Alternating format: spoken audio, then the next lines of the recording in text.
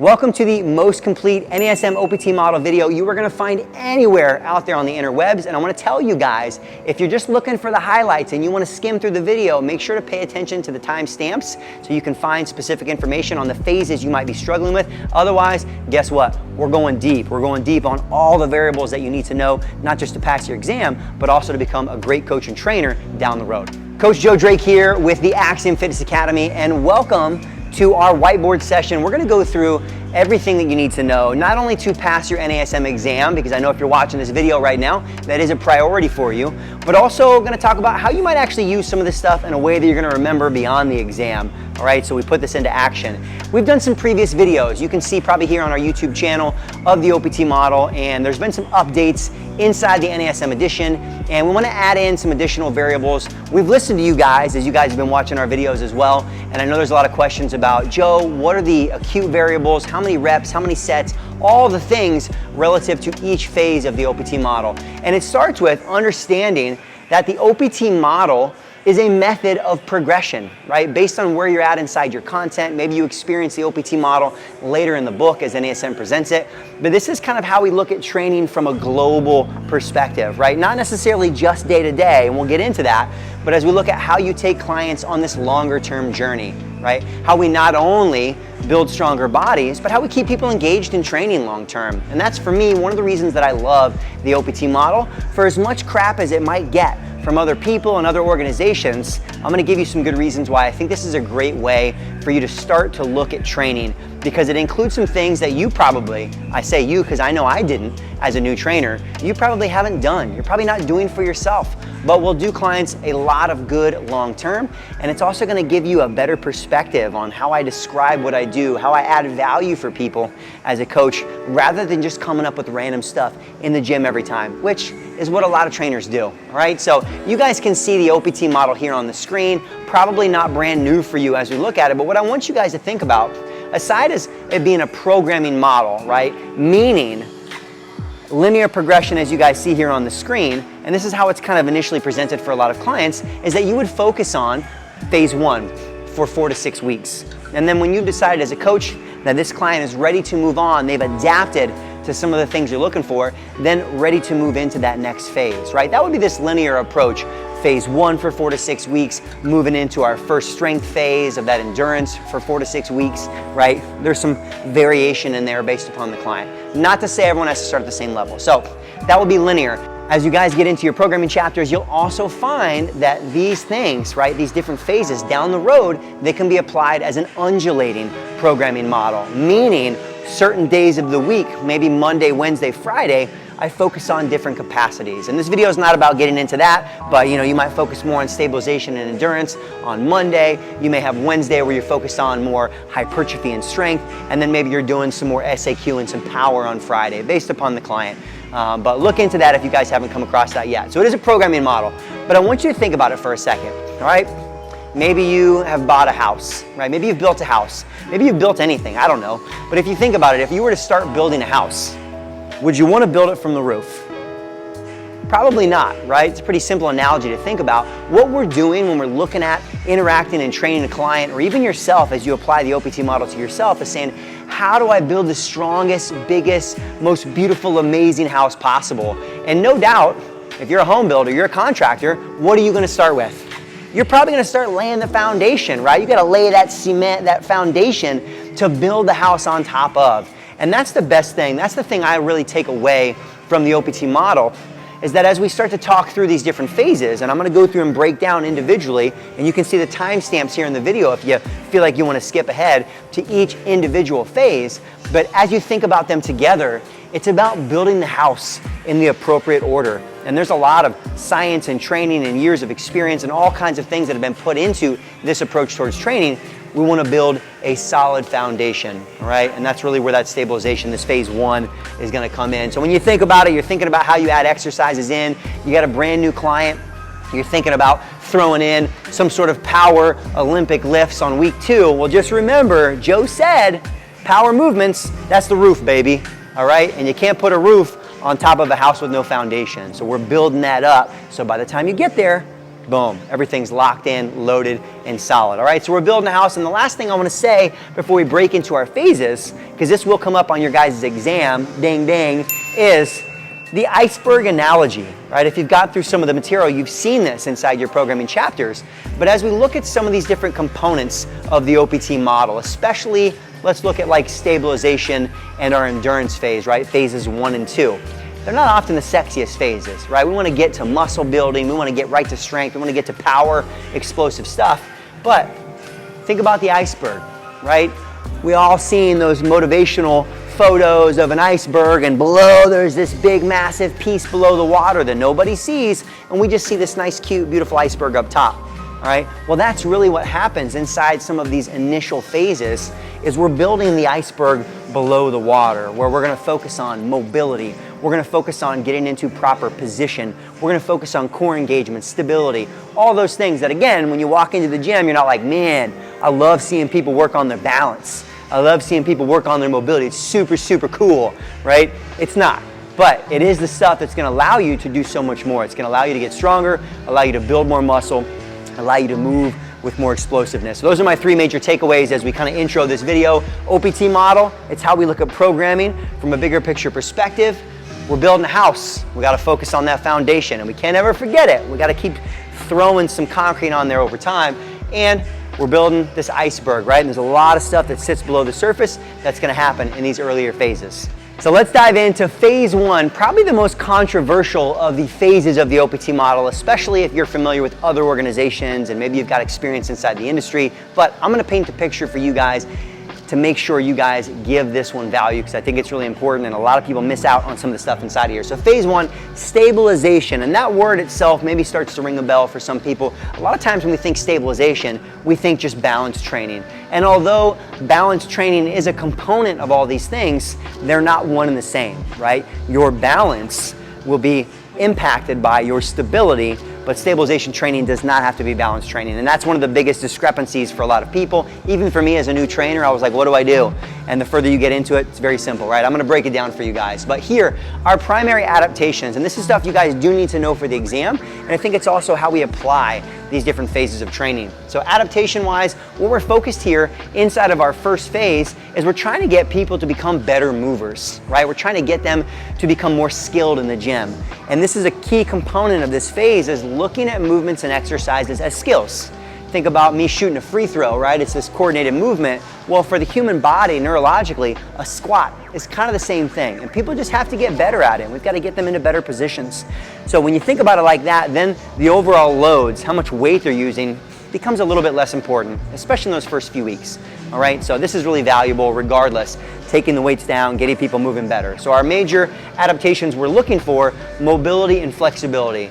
Mobility is more like movement with strength, right? Rather than just flexibility going through a range of motion. But they're both important here. We want to get people moving through as big of range of motion as their body can. Then from here, also core and joint stability, right? That's why early on for a lot of clients, just generally understanding how to engage all the muscles that attach to the hips and the pelvis. As you get into your core training chapter, all your level 1 progressions that are more core stability based are going to be really, really helpful here, because everything originates from there. So if we can get the core engaging better throughout our exercises, if we can get a little bit better stability in our joints, we're going to be stronger, and all those other adaptations are going to come. All right, so only great things here so far. And then muscular and aerobic endurance.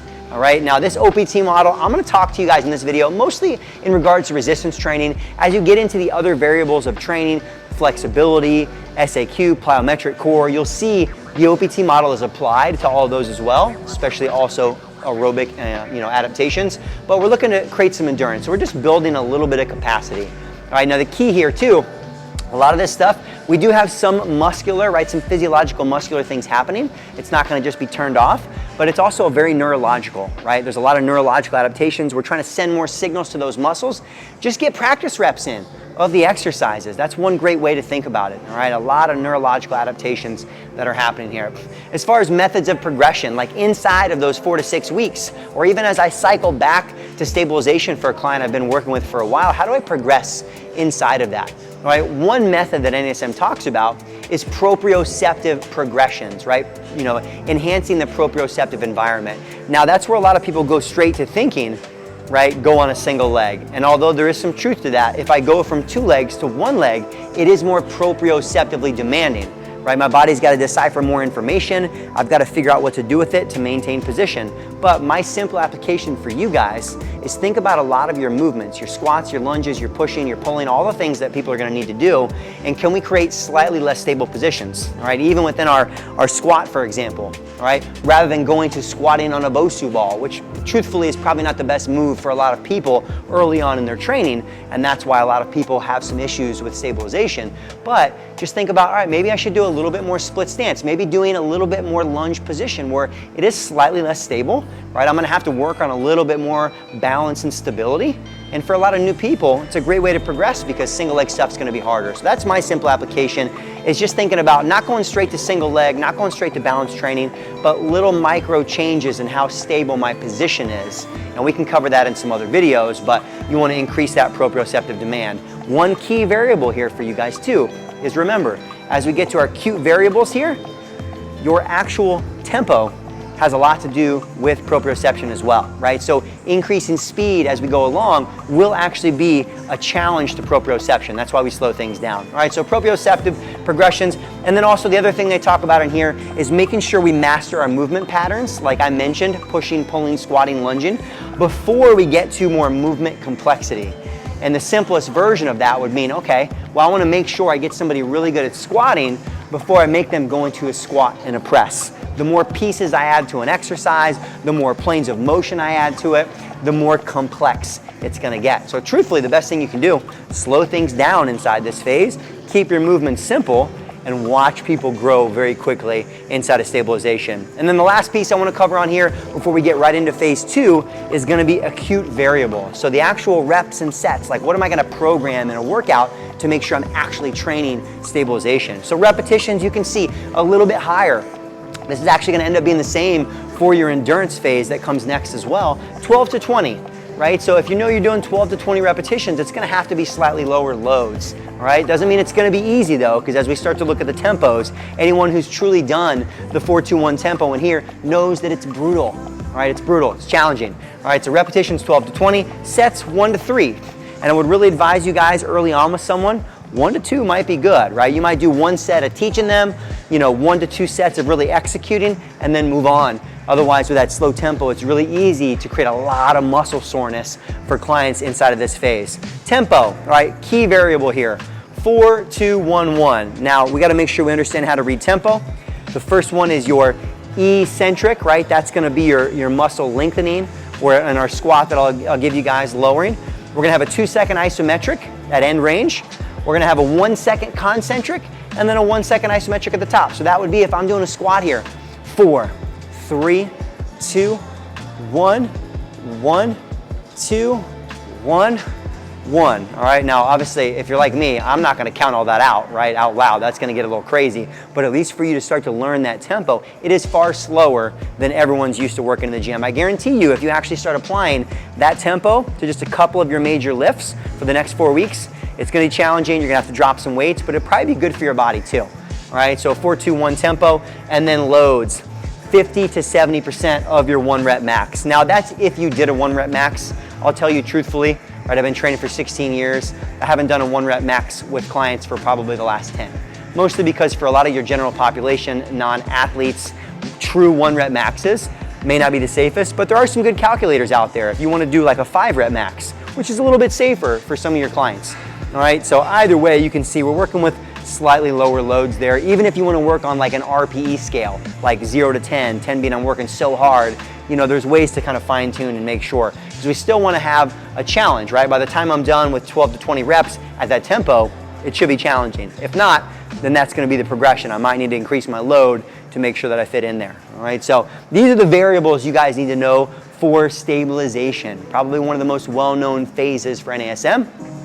The last thing I want to say on it though too is when you look at these acute variables, I'll give you guys, just from my experience, most of your clients in an hour-long session are going to complete somewhere between 8 to 12 exercises, right? Few people are going to get through more than 12. Most people can get through about 8, and based on how you program and their goals, it's going to be somewhere there in between. Either way, I personally am never, right? And this is someone who I'm a fan of stabilization, the OPT model. I think it's a big value for people, but how you implement it is key, especially if you want to keep clients and build a business, which is a huge piece of this.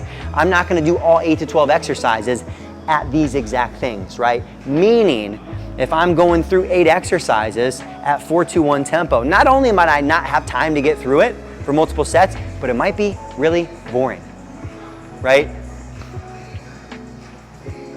Everything really slow. All right, I'm like in the Matrix, slow motion here. But seriously though, I mean, I think that's key. My application of it, and this has worked really well as we've taught students in the academy for years now, and I've worked with clients with this model for quite a long time, is in a given workout, you might have 2 or 3 key movements.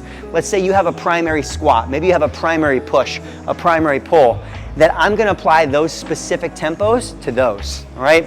And then I'm still gonna go controlled tempos, but I might not do so slow where I'm doing, even on my core exercises, 4 seconds in, all right? Because there's an experience element to what we're creating, so I think you can take the key variables of this phase and apply that, and then still make sure that we're delivering on a training experience as well, all right? So stabilization, everything you guys need to know, and we're gonna move right into phase 2. Boom, here we are, phase 2, strength endurance. And one thing to think about as we go from phase to phase is, I'm not someone who really went to a lot of clubs growing up, but if you think about like the VIP rope at the club, right?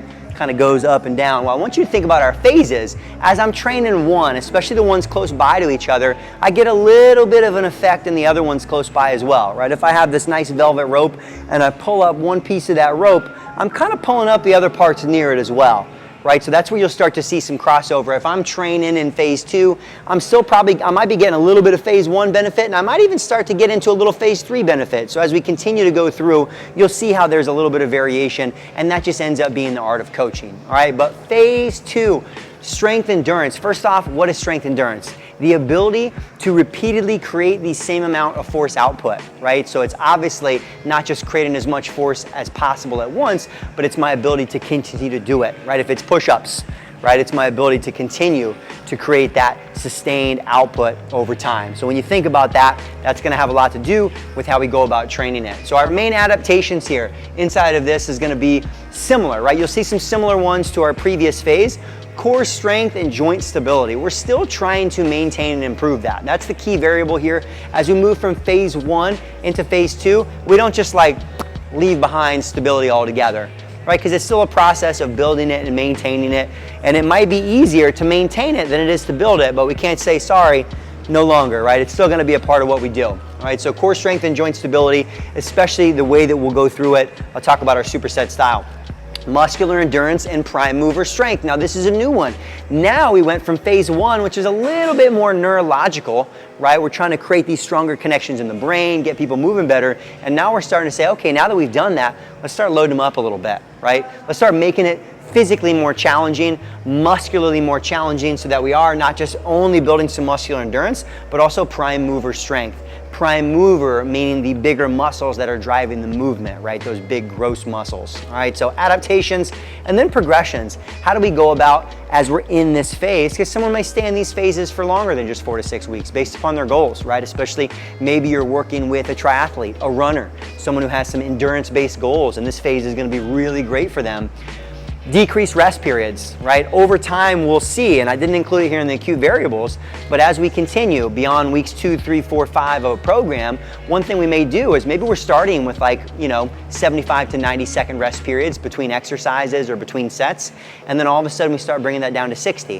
And then the next week we bring it down to 45 and then down to 30. Even if we don't change the exercises, the loads, it is going to be more challenging. I promise, even for you, you at home. All right, if you start applying strict rest periods and bringing them down in between your exercises and sets, it'll totally change the effect. So that's one thing we're gonna wanna do here is decrease those rest periods. Also, increasing volume. If you're not familiar with that term yet, volume is gonna be reps times sets times weight. So it's the overall amount of work that we're getting done. So you'll see inside of here, usually we'll progress within these phases to get more muscular endurance. We're gonna do slightly more sets or more reps, all right? Even from here too, oftentimes application for me, 2 to 3 sets for most people, but we start to get to the higher ends of that rep range, which if you're doing it right, all right, this is a key thing here too. Just because I'm doing 20 reps doesn't mean I need to grab like 3-pound dumbbells. I need to still be challenging myself inside of there, right? If I get to 20 and I could have done 20 more, we got to go up and weight. And that's your job as a coach to figure that out for our clients because they're honestly not that great at it. All right, so the other pieces here, increased loads. So we are, even though we do find we're in a similar range, right? 50 to 70% of someone's run rep max based on the exercise, we're gonna start to increase those weights a little bit, which is gonna drive some muscular adaptations, great for fat loss here in this phase 2. And then also complexity, right? Meaning adding more variables, right? And complexity doesn't have to be, right, just a squat and a curl, right? It's not all about just combining movements, but complexity might also mean planes of motion, right? Maybe you haven't introduced lateral lunges in a loaded capacity yet. Maybe you're using it as mobility in that phase 1, and maybe now you're loading it there. So those would be an example of movement complexity as we look at our progressions. And then last, but certainly not least, our acute variables, reps, similar to our previous phase, 12 to 20, sets 1 to 3. Tempos, I say mixed, all right? This is not the only way to train phase 2, but NASM does suggest a very specific superset style, right? Superset being 2 exercises back to back, all right? So the key variable here too would be that now we introduce the first one is a stable movement. I'm just gonna give you an example. Let's say we're talking about a 2-legged goblet squat. So you do a stable compound movement for normal tempos, more like a 2-0-2-0, right? Meaning 2 seconds down, no pause, 2 seconds up, right? Training somewhere in this 12 to 20 range. And then I would go right into, right? I would superset with little rest right into an unstable version, maybe a single leg version of that exercise. And during that unstable movement, I would go back to my stabilization tempo of 4, 2, 1, 1, all right? So that's why I put mixed in there. So refer back to your guys' chapter if you guys need a refresher, but superset style of mixing those together. So your tempos are gonna change a little bit there. 2-0-2 for the first exercise and then 4-2-1 for the second one. And then like I mentioned, slightly lower on the resistance side as we are looking for muscular endurance.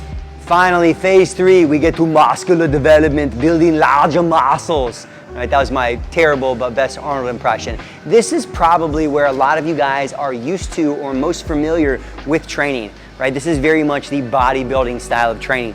One of the updates in NASM's most recent material has been, this used to be called just hypertrophy, right? Now muscular development has maybe a different connotation. Hypertrophy, a lot of people think about bodybuilding and feel like maybe that's not necessary for me, but muscular development, beneficial for all. Whether you're looking for functional strength, you're looking for fat loss, right? People's idea of toning. My goal, I'm gonna wanna get everybody to this point at some stage, right? Whether I wanna get stronger, powerful, whatever. It's a phase that's gonna be beneficial, right? For a lot of reasons. But muscular development, you can see though, as we look at terminology, really hypertrophy. Hypertrophy means larger muscles, right? Increasing what we call the cross-sectional area or size of the muscles themselves. Now, we've already done a good job, hopefully, if we've done a little bit of phase 1 and 2, then by the time we get here, right, we've set a good foundation of stability, we built a little bit of muscular endurance, now our muscles are better prepared for the overload, because really what we're gonna be doing here is true overload of the actual muscle fibers themselves, as well as what we'll find like some metabolic byproducts. There's other ways of kind of creating this idea of hypertrophy. But either way, we're trying to overload muscles. And how do we do that? Well, we're gonna increase volume, like we talked about in the previous set. Here especially, for a lot of people, slightly higher volume training, meaning doing more work. Reps times sets times weight is gonna be your overall volume. You'll even find in some collegiate settings, right, from a global perspective, tracking volume is a great way to look at how they might be progressing or when we need to pull back long term. But for most of us, we just know maybe we're gonna be doing, again, a little heavier weights, repetitions that are moderate for most people, right? A little lower than before, but somewhere in between. And also maybe some more sets, because we need more. Your body has adapted and we've got to overload in order to get there. So increase volume, also increase load, right? You guys can see percentages of our 1 rep max have increased. And then inside of NASM's material, they talk about increased complexity. I have a cute little baby question mark here because I say maybe. Honestly, my personal opinion is that inside of muscular development, going back to basic movements that people can really work hard and overload is probably one of the best ways to do it. So I'm gonna leave that to you as a coach, but my little application here, you probably can't even see it, it's so tiny, but it's so cute there. This little question mark is like, maybe, all right? For the most part, I wanna find whatever movements they can work the hardest with so we can actually overload muscles and movement patterns and the rest of the body. All right, acute variables here inside of hypertrophy. 6 to 12. Now you guys see 6 to 12 plus, right? So 6 to 12 plus. This is a decent range there, especially plus. What do you mean plus? Just give me a range, right? Well, first off, they're just kind of general guidelines. And what you'll find even more recently as we've created this video in the last year or two is a lot more research has come out on hypertrophy training thanks to Professor Schoenfeld, right? And this is stuff you guys can research out there as well, showcasing that hypertrophy, especially building larger muscle fibers, it actually may have less to do with the reps and a lot more to do with your level of effort and intensity, right? So no matter what, whether you're training a little heavier with this like 6 rep range or you're training in like this 10 to 15, 12 rep range, you have to be working close to good form failure, right? You have to be actually challenging the muscle fibers, which as you're watching this, you're like, yeah, that makes sense, all right? But for a lot of people, they think, hey, this is this magic range. It's a great place to start because it is gonna allow you to start to increase those weights, but just know hypertrophy can happen with heavier weights and it can happen with higher, and that's really why this phase sits in between muscular development and strength, right? Even as you're training those, you may end up getting a little bit of benefit here too, right? Go back to the VIP rope that we're pulling up. So 6 to 12 reps, not a bad place to start. 3 to 6 sets, right? All of a sudden now we're doing some more sets here. Even you'll see, inside of here, there's so many different ways of training hypertrophy. You got German volume training, 10 by 10, which is crazy. Instead of doing 4 sets of 10, 8 sets of 5. You have a lot of flexibility in here based upon the person's goals and maybe even their preferences. Maybe some people like to lift a little heavier. Some people don't like to lift as heavy. So I think you have a lot of options when it comes to hypertrophy training. 3 to 6 sets. Also the same thing with tempos. Although your general tempo is gonna be maybe this 2-0-2, kind of like a little robot, 2 seconds down, 2 seconds up, just trying to create this consistent tension on the muscles. There's a lot of other strategies inside of hypertrophy, like doing negatives, right? I wouldn't want to do it all the time because it can be a lot on tendons, but taking a really heavy weight and trying to fight it down, like negatives can occasionally be a method inside of muscular development, overloading mechanically those muscles. So good place to start with the tempo, but again, as you get to more advanced training, you'll find there's some variety there as well. And then loads, we got to be moving some weight here now, right? Somewhere in between that muscular endurance and our strength. 75 to 85% of someone's 1 rep max, or again, if we're hitting 10 reps, could you have done 10 more? Probably not if you're truly training it, right? You might have had a couple in the tank, and that's a great way for us to continue to train our clients on what that intensity is supposed to feel like here inside of phase 3. Phase 4, you guys are crushing it. Keep staying with me. We're gonna get through our final 2 phases here. Phase 4, max strength, right? Lifting heavy loads. May not be everyone's goal, right? Debatable based upon your coaching philosophies, debatable on whether or not every client needs to get to these phases 4 and 5, like max strength and power that we're gonna go through. But our real goal here, adaptation-wise, what we're trying to create is we're trying to increase force output, our ability to create as much force as possible 1, 2, 3 times. Not a lot, right? It's more about maximal force output. And when we look at that, right, how are we gonna go about creating that type of progression? Well, first off, as it makes sense, especially compared to, a lot of people get confused, the difference between like powerlifting, strength training, bodybuilding, there's definitely some crossover between, but we're not just here now focused on building larger muscles, although you may get a little bit of that effect. We're trying to increase how much weight are we lifting, all right? So increase in the overall loads that we're using, which you can see from our percentages. Also probably increase sets for a lot of people as well, right? If I'm gonna drop down to 3 to 4 repetitions, I might need to go from 3 sets to 4, 5, 6 sets to continue to drive, and that's gonna be a great way. And just like hypertrophy training, there are a lot of different methods of creating strength, everything from Jim Wendler's 5-3-1 program. There's a lot of great stuff out there, but overall our goal is going to be increasing loads and increasing sets. Then you don't see in here increased movement complexity. Generally, as we're trying to lift heavy loads, we need stable, for the most part, simpler movements. And I say simple, doesn't mean a squat and a deadlift is simple, but less variables, right? Less planes of motion. It's much harder to create true max strength with those things going on. Acute variables, reps 1 to 5. Again, you've got a lot of leeway in there. Your general population clients, even like those that I train, I'm not usually personally going below 4 repetitions, but plenty of people, great value from training 1, 2, 3 reps, especially with exercises like deadlifts, getting people strong, picking things up off the floor. But reps 1 to 5, sets 4 to 6, some general guidance for you guys. Tempo here, all right? And you'll see it written in different ways. I'm gonna give you an exercise example right? I don't want to go super slow down in an exercise because that eccentric contraction is going to fatigue me if I'm trying to create more concentric force output. I still put 1 here because you still want it to be controlled. You want to have a controlled eccentric. You're not going to really have any pause, right? There's not really going to be isometric at the bottom and maybe not really at the top. And you'll see X in there. When you see X on tempo, that means as fast as possible. With strength training, max strength training, it's not going to look fast, but in your brain and neurologically, you're trying to create as much force output as possible. So with that heavy weight, it may be 1 second, driving up against the load, all right? But whatever we're doing, we're trying to create as much force output on the way back up. And then loads, 85 to 100% 1 rep max. That's gonna vary based upon the person. And for a lot of people, again, just based upon the risk reward ratio with heavier lifting, you can get some pretty great strength gains even with like 90%. It's not an automatic that you have to be training at 100% of your 1 rep max, but if you do want to increase maximal strength, we are going to have to work with those heavier loads, and this is going to be a key variable if we want to get into our next phase of power, because both of these phases, 4 and 5, kind of get us back into neurological training, right? Here, it's not just adaptations of the muscles, but we're trying to get our motor units, right? The neurological piece that controls our muscle fibers to contract all of our muscles all at the same time and create as much force output as possible.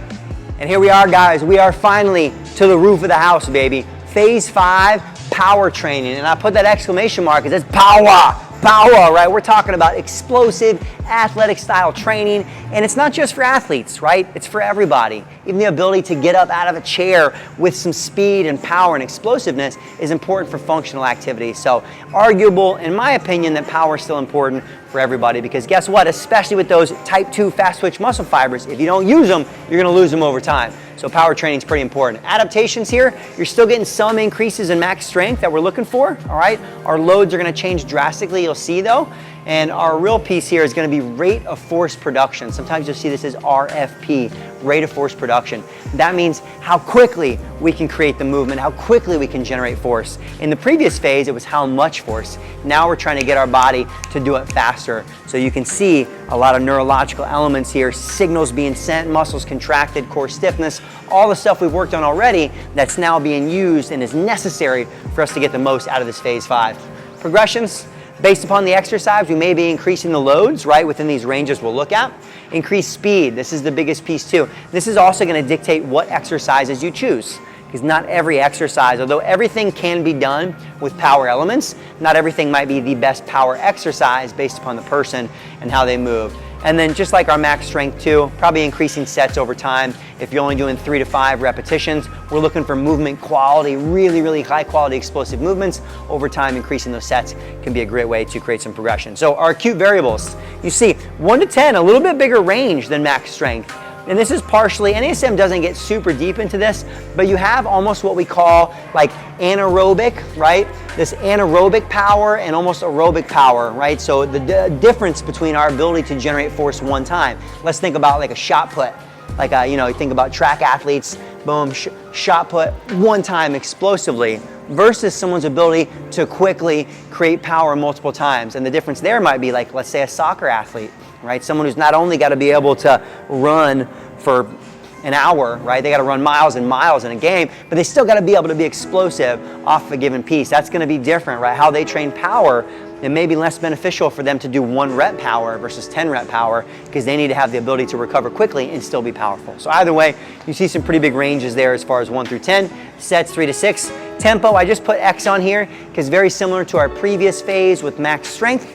Here, we still want to be safe in our eccentrics, but we're trying to be explosive, so as fast as possible. There's not usually going to be isometrics. That's why we worked on all that isometric stuff earlier, right, inside of our other phases, so that now, boom, once we get there, difference being, we train the squat pattern through all our different phases, even into max strength, lifting heavy. Now when I go to do a box jump or a squat jump or anything that's using that same movement power with speed and explosiveness, I maybe wrap it on the eccentric and wrap it on the concentric. So in here, we don't necessarily put specific numbers for tempos. Every exercise is going to be different. There is progression within power, but for the most part, explosive as possible.